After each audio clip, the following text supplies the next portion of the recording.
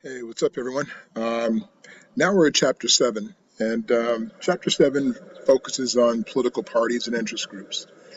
This is really an interesting chapter because of the fact that here we are in an election year, and most of you probably don't understand the role of political parties or interest groups. As a matter of fact, most of you, if I asked you what you are, if you're a Democrat or Republican, which also means if you're a liberal, if you're Democrat, more or less, and if you're conservative, meaning you're a Republican, more or less. And I say more or less because basically, there is if you drew a line on a piece of paper and you put on the left side, you put an L, on the right side, you put an R for right, and then in the middle, you put a little M, right? And the left side would be considered liberal, the right side would be considered conservative, and the middle would be considered what people call the moderates, right? Those in the middle. So it means, and to be honest, most people reside somewhere in the middle. Most people can, either have some elements of themselves that align with conservative values, and some that align with the more social values of the liberal side. So there is no one size fits all. In fact, if I gave you a quiz and I had you just check off the things that you value, what's important to you, most of you would probably find that you reside somewhere in the middle. And that's perfectly fine because that's where most people should be, somewhere in the middle. There's certain things you agree with and certain things you don't agree with. Well, in doing so, the question becomes one of, does that mean you have to align yourself with a political party, that may more or less agree, fit into your philosophical framework or your belief system, right? Uh, and so that's a much more complicated scenario. And so today, what we see more and more, particularly with all the infighting in Congress between the Democrats and Republicans on various issues and how the public has had to deal with all of it, uh, or their inaction, if you would. Many people are opting to become what we call independents, meaning they don't affiliate themselves with any political party. Um, I would say, personally speaking, that people should relatively pick more or less, or should more or less pick people based on their value system and their belief system of you, not the person who's running. And it doesn't matter what side of the political aisle you're on. If you were a Democrat and you like the Republican candidate, and they represented enough of your values, then you should be able to do that. If you're a Republican or conservative and you saw the Democrat who was, more aligned with your values, then you would maybe vote for them. And there's nothing wrong with either one of those scenarios, by the way. And I will never ever suggest that you should pick one or the other. The idea is that you do it consciously. And that means to not just listen to what they say, but look at what they do, and understanding the context.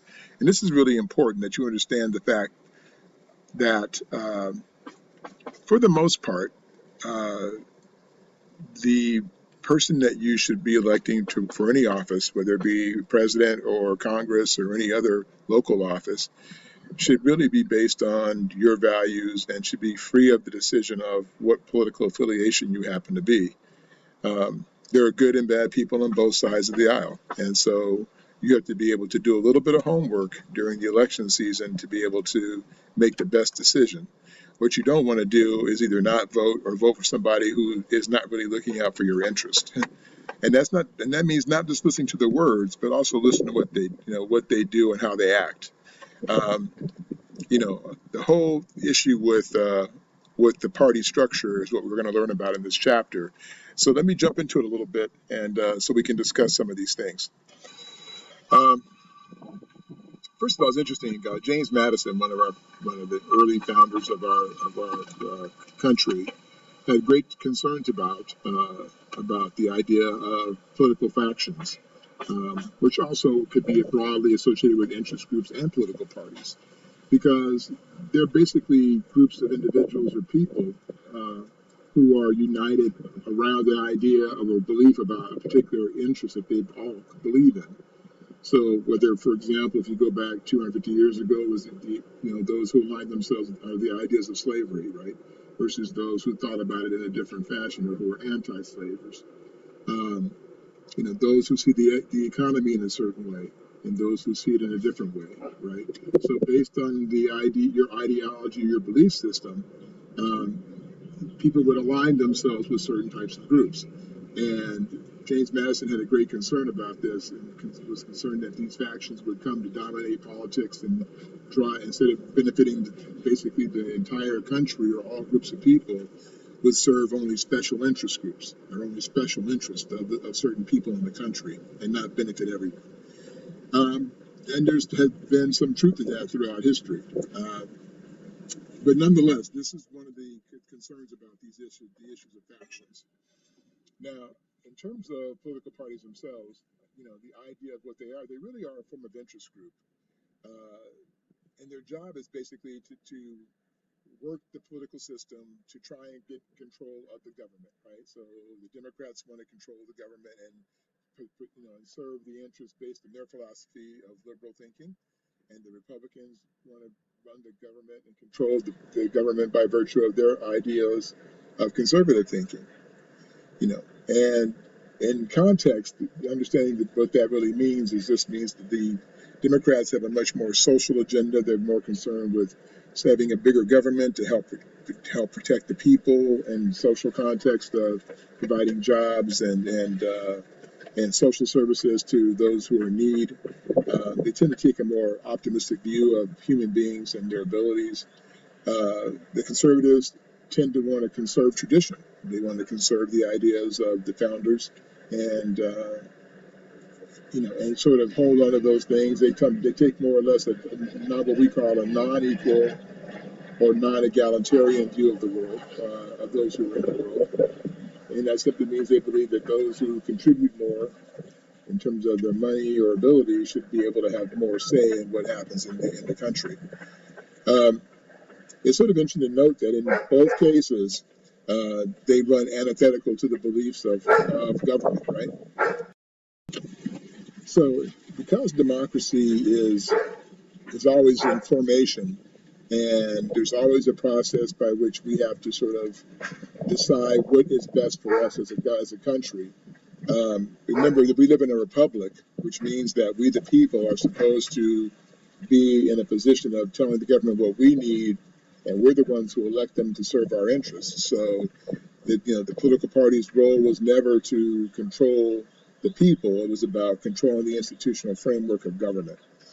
Um, and they do this through a variety of processes. One called electioneering, where they basically work to try and make sure that the elections come out in their favor, right? And then with candidates that they want to elect to office. The process of governing, which again is self-explanatory, how you go about addressing the needs of the 330 or so million of us who reside within this country, from all the federal, state, and local levels of government. And then interest groups are basically groups of people or corporations that come together based on a particular issue, and their goal is to sort of persuade the people in government to institute policies to serve their interests. So this could be anything from like environmental interest groups, like say Save the Whales or things like that, right? People that are trying to promote policies that protect the environment. You also have you have economic ones. There's social interest groups. There's a variety of different types of interest groups under the umbrellas that I'm mentioning. But their main purpose is to persuade people in power. And the way they usually do this is two primary ways they do this. One is by money, because in order to run for office, you've got to have cash, a lot of cash. And so the interest groups tend to be wealthier and can provide that. Or they have, by sheer number of people, they can get people to vote for you, right? So the idea in that is that they say, hey, candidate, I've got 1 million people behind me who say they'll vote for you because of you supporting our policies. Then those who are running for office will decide to join with them because they need the money to run for office. It's $1 million plus game to get a Senate seat. If you're going to be able to get one or compete for one, you got to have over $1 million, probably closer to $10 million or more. The presidency, and that's a multi-billion-dollar game. Um, they'll probably spend upwards of 15 to $20 billion on the next presidential race.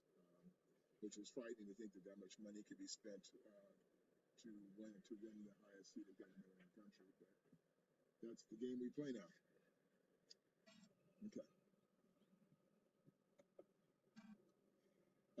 Now, one of the things that we deal with that because of the construction of these political parties is what we call partisanship. And partisanship usually has a lot to do with like um, you just support your side of the issue or whatever that issue is, and so you kind of draw a line in the sand on your issue. So let's take something controversial like let's say abortion rights issue, and let's say you support it, and let's say that somebody else did not support it. Well, in Congress, like it or not, you have to be able to deal with the fact that no matter where you think, there's a percentage of the population that doesn't think that way, right? So let's say if 50% or more of the people in the country are religious or have spiritual basis, whatever religion, and let's say there's probably 30 to 40% who may not believe in anything, or maybe what we call atheist or agnostic. Well, you cannot promote legislation that just supports your view when a good portion of your group in the country uh, also do not see it the way you see it. And this is one of the struggles of being in politics is that sometimes you have to look through a different lens than your own lens to be able to enact legislation that benefits the general public. Uh, there's also an issue of accountability. So this is where kind of we, the citizens, come into effect because we're supposed to hold them accountable for the things that they do. So when they're not doing their job, we have to know they're not doing their job because but rarely do we change things or vote for new people, even when they're not doing a good job. Because right now, for example, Congress, if you were rating them, would get a wonderful F, if not F minus, in their efforts because of all the partisan fighting and happens in Congress right now. Well, if that were the case, that would mean that probably you would see a situation where they would be getting not reelected by their constituents, the people in their areas. But that doesn't happen. In fact, there's probably a 90 to 95% return rate on all the people in Congress. So even though we have term limits, as we discussed in the earlier chapter, for two term limits in terms of you have 2 years and you have to get reelected in the House of Representatives, 6 years, every 6 years in the Senate. But you can be reelected over and over and over again. So understanding that means that you've got, there's a point in time where if we chose that they were not doing their job, that we have the ability to replace that individual. But first, we have to know what they're doing and know what they haven't done in order to justify why we're going to replace them. And remember also, this is not just about you, right? That the whole issue of understanding politics is recognizing that you may want what you want individually, right? But it's not just about your individual need, it's about the collective need. So when people complain about, well, the president or somebody in power didn't do what they wanted them to do, and it's like, well, sometimes that individual has to serve the greater good and may not be able to serve your personal good, right? So that's really, really important. Um, so just some aspects of understanding how political parties work sort of in a democratic system. And they're supposed to work, and this is the idealized version. Um, they're basically supposed to do their job basically to help make our lives better. So we vote on them, and then they get elected to office, and they're supposed to help make our lives easier in terms of navigating the way of life that our American way of life. Uh, and then we're supposed to help make sure that happens through holding them accountable. Uh, and so this is really the essence of understanding what we call the responsible party model. Um, it is certainly the measuring stick by which we decide how these individuals are performing, but also how which candidates we decide to elect and which ones we decide to leave behind. So it is sort of the idealized version of how democratic uh, political parties should operate. Now, administratively, there's what we call the party machine, right? And this is basically like, think of it like the old mafia, right? You got to have your bosses and the people inside closed doors who are making decisions, and usually those decisions are made based on how loyal you are to the political party, and how, meaning us, the voters, how loyal we are, and even the people in Congress who want to get reelected. The top of the parties in Congress, so the big cheese of the Republican Party and the big cheeses of the Democratic Party. Those are the bosses that get to make decisions about the various policies, and they're driven by, like a lot of times by who's loyal, not by the need of that policy being implemented for the general public, but mostly by virtue of the fact of how much private support they're getting to allow that policy to become a law.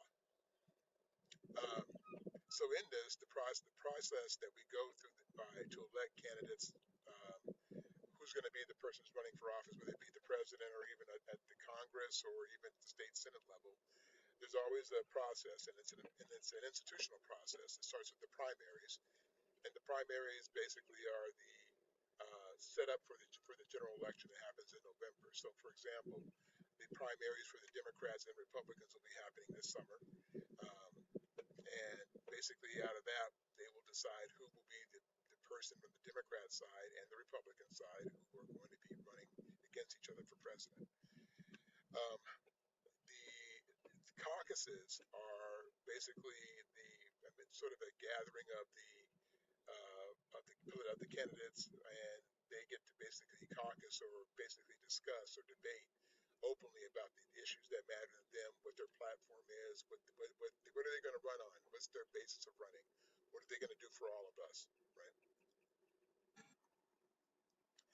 Um, Within the structure of the political parties, it's based on what we call a four-part structure. One is the party identification, and that again, are you Democrat, Republican, or an independent? Um, and then, those who are the party activists. These are like the true believers of the party who believe, in the philosophy of the party and will basically follow it to hell and back if necessary. uh, the party organization, which is the party infrastructure. So, like, there's a Republican National Committee and there's a Democratic National Committee.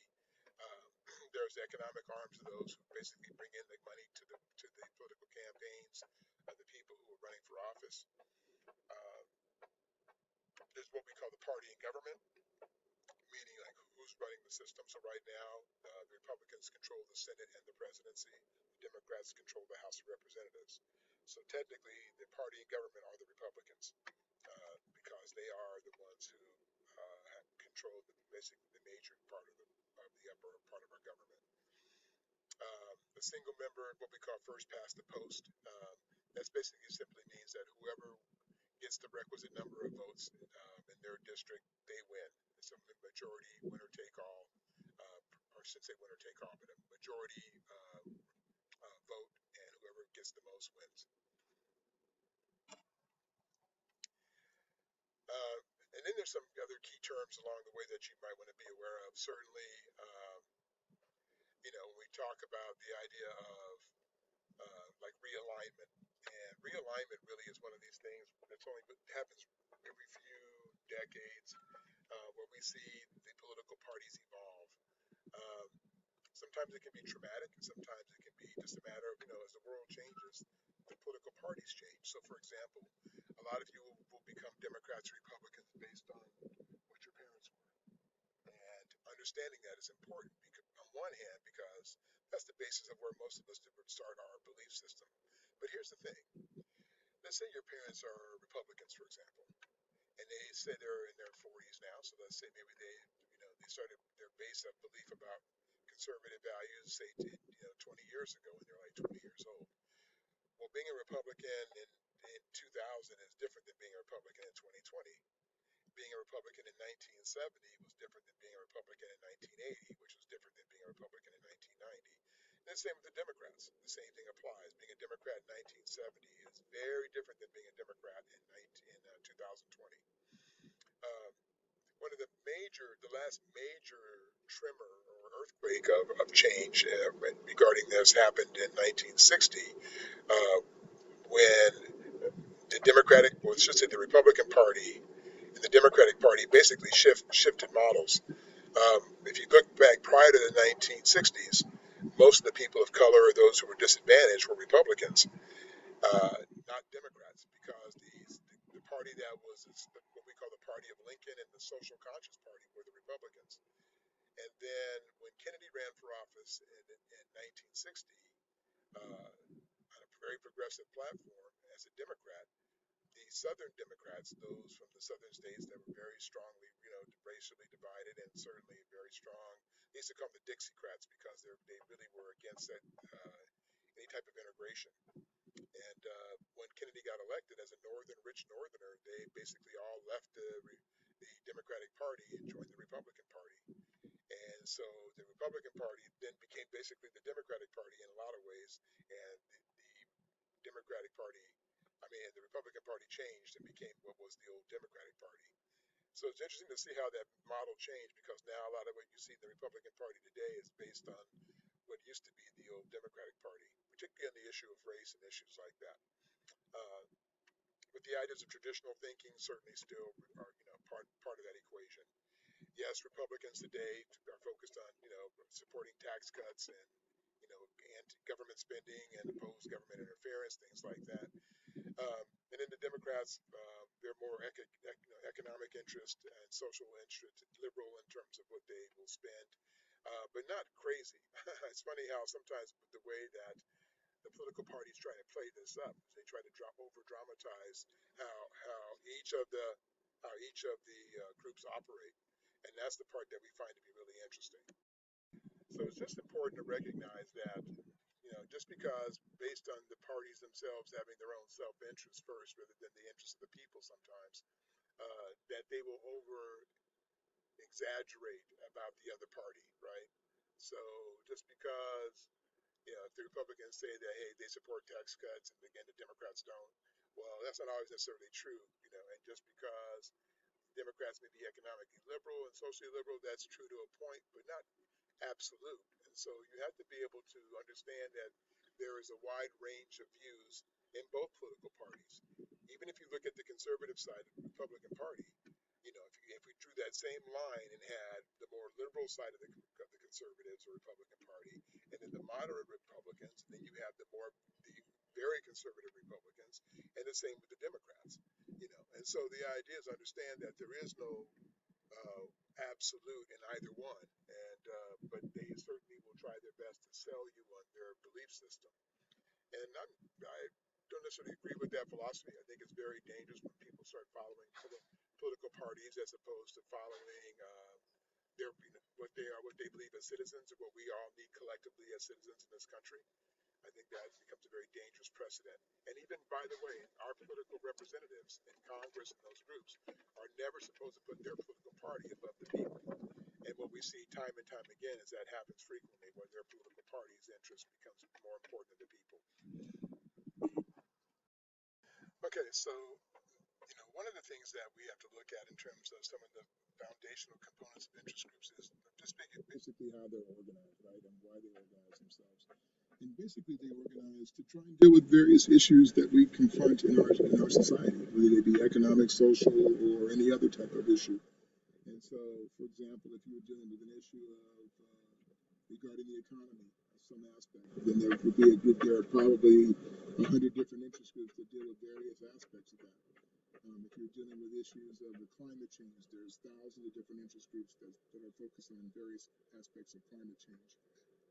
Sometimes they collaborate very well and sometimes they don't, but basically the interest group's purpose is to collectively bring people together to deal with and challenge the people in government to act on policies relevant to those issues.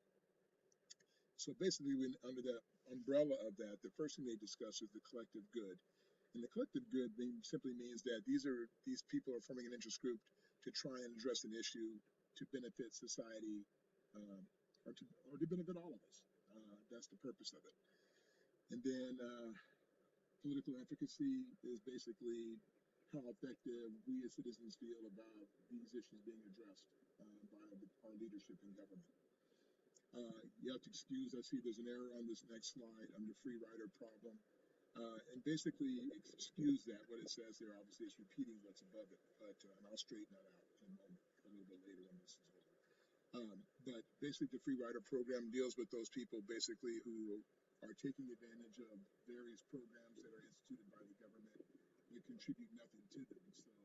So they basically are riding for free on whatever that issue is benefiting them.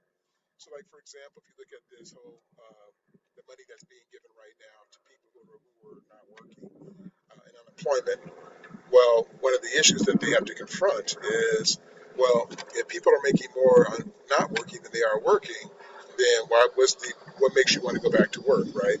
But the people who are taking the money and not going back to work, that would be considered someone who's a free rider because they're taking advantage of the social goodwill of the government and not contributing anything in return for it. Okay. And then some of the benefits that we get from interest groups as we join them. One semester I actually had my students join interest groups as an assignment, and they got to pick anything they wanted to join, and they had to write up about it, what they were going to join and why. But there are many reasons why people join interest groups. And certainly one is what we call the material benefit, and this basically means that you either get something back monetarily, meaning money, or there could be some discounts or other professional favors that are done for you as a result of your joining the group, right? Uh, and then there's also what we call solidarity benefits. And solidarity benefits are those, like when you're joined with a like-minded group of people who are concerned about that same issue. And so you join together, so you have this sense of connectedness with someone else who's has the same concerns. And then the last, what we call the expressive benefits. And basically, that's basically an individual or groups that are allowed to express how they feel about those issues. It's sort of the essence of our democracy is being able to express how you feel without fear of reprisal or the government coming back to pick on you because of the result of your beliefs. And that's those are some of the main aspects of what we call expressive benefits. Now, again, as I mentioned earlier, there are lots of different type of interest groups. These are some of the umbrellas of those interest groups. So the economic interest groups, those that deal with the money, equal opportunity interest groups, those are ones that deal with basically civil rights issues, equal opportunity issues for people of color, women, LGBTQ, those who are economically disadvantaged, and so forth. The disabled folks, anything like that. So that's under that umbrella. And then public interest groups are those that basically are trying to change policy, and so they're trying to do it for the good of society. Um, so they're trying to institute what we call a public service. And then the government interest groups are basically really what we're talking about are lobbyists, and these are people who are hired by governments to influence the behavior of other governments, whether they be our own state and local governments or other foreign governments. Okay, so when we talk about interest groups and we talk about their effect under the political structure of our country, the biggest issue that we face more than any other is the issue of lobbying. And lobbying basically is the ability of groups to persuade or to attempt to persuade government officials to act on their political policies or their interest. Uh, and of course, they accomplish this by money most of the time or by buying influence. So if they have, like I said, a large number of people, they can certainly buy it that way. Um, the lobbyists, and there are hundreds and hundreds of lobby organizations, are basically a group of professionals whose job it is to persuade government officials. Most of these people are people who have previously worked in government, so they're not people who are unfamiliar with how things work and the money game of government in order to get elected, right? Or elected or reelected. And so there's two different forms of lobbying that we look at primarily within the framework of this. The first one is called direct lobbying. And direct lobbying really refers to the ability to communicate directly with the representatives in legislation or in the legislature to discuss issues or to get their influence. The other mechanism we call indirect lobbying, or sometimes it's also called grassroots lobbying. And this is basically where you simply raise awareness, or groups will raise awareness of certain issues to gain public support, and then by gaining public support, it puts pressure on the elected officials to act on a policy that the group or organization is trying to get passed in either state or federal legislature. So these are the two primary forms of lobbying that take place. And again, this is the biggest threat to our democracy, arguably, because again, it becomes more about the money than about what we, the people, really need. And in more recent years, the money has won out, particularly because the people in Congress all recognize that they have to get money to get reelected. So sometimes they will sell their soul, if you would, to achieve those aims. And there's lots of different techniques to how they deal with lobbying. Of course, you have face-to-face contact. In fact, many of you probably been out and gone to the grocery store and seen people out getting you to sign petitions. People donate money. They build coalitions. There's lots of different ways that people can, in fact, impact the policy agenda of lobbying through the various institutions.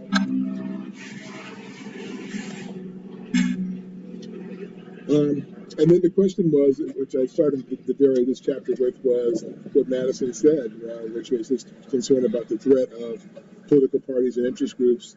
Do they actually really strengthen democracy? Do they actually damage what we have, this system of checks and balances? And when you look at the role of, and if you follow the money, of what money has done to our political system, you may find that, in fact, Madison was actually right. That'll be for you to decide, not me. Anyhow, I will see you in chapter 8. Have a good one, guys.